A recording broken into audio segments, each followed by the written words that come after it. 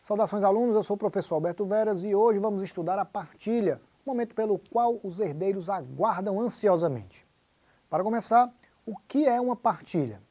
Partilha é a repartição ou distribuição dos bens do falecido, é o ponto culminante da liquidação da herança, encerrando o estado de indivisão, discriminando e especificando os quinhões hereditários.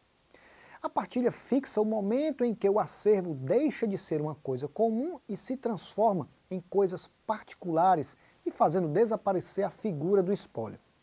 No direito sucessório, a partilha é a divisão do patrimônio líquido do autor da herança entre os seus sucessores.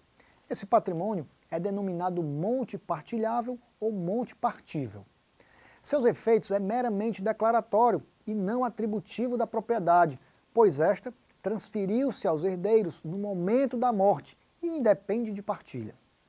Porém, a partilha modifica o conteúdo dos direitos de propriedade dos herdeiros, ao extinguir o estado de comunhão e possibilidade de livre transmissão de bem individual. Em relação à matéria, mais uma vez devem ser estudadas as regras previstas tanto no Código Civil quanto no Código de Processo Civil, sendo usualmente considerada a fase inicial do inventário. E fique atento, existindo um único herdeiro por falta, renúncia ou exclusão dos demais, ou ainda, se existir um único cessionário de todos os herdeiros, a partilha é desnecessária, sendo expedida simplesmente a carta de adjudicação. Quais são as espécies de partilha, professor? É uma boa pergunta. Conforme a doutrina, são 3 as espécies de partilha: a amigável ou extrajudicial, a judicial e a partilha em vida. A partilha será amigável no caso em que todos os herdeiros forem capazes, fazendo-se por escritura pública, por termo nos autos do inventário ou por escrito particular homologado pelo juiz. Nesse caso, não há qualquer conflito entre os herdeiros. A partilha será judicial obrigatoriamente para os casos em que há divergência entre os herdeiros ou quando algum deles for incapaz. Nesta situação, deve ser observada a maior igualdade possível dos quinhões, conforme o artigo 2017 do Código Civil. Por fim, a partilha em vida é importante mecanismo de planejamento sucessório.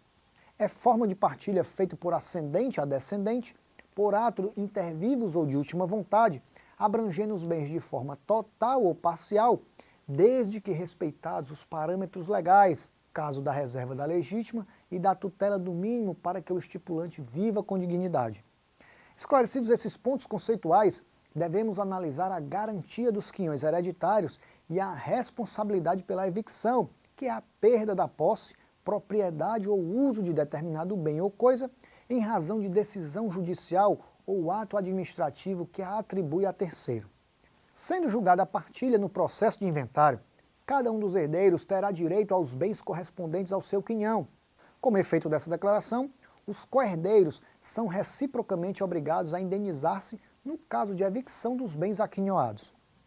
A garantia quanto à evicção é a única prevista em relação à partilha, não havendo tratamento quanto aos vícios redibitórios.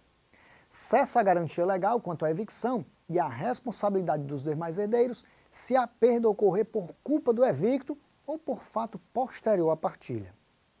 Transitada em julgado a sentença homologatória de partilha amigável, a norma admite o possível reconhecimento de sua invalidade por dolo, coação, erro essencial ou intervenção de incapaz por ação rescisória e no prazo decadencial de 1 ano. Também é possível a rescisão da partilha julgada por sentença, conforme o artigo 658 do CPC.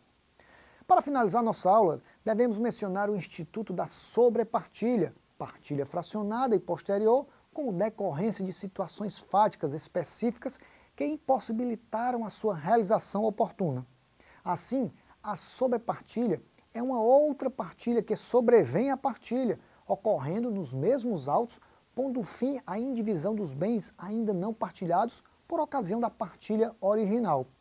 São exemplos os bens remotos da sede do inventário, os bens litigiosos, os que apresentaram dificuldade ou morosidade na liquidação e os bens sonegados.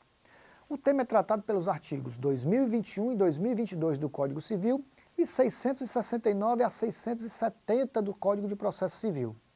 E é com essa observação que encerramos a nossa breve análise acerca do tema da partilha. Em sua área do aluno, está disponibilizado um material didático relativo a esta aula, que traz com maiores detalhes os temas aqui estudados. E lembre-se que você tem forças para ser quem almeja, só é preciso estudar e dedicar muito para isso. Persista nos seus estudos e até o nosso próximo encontro.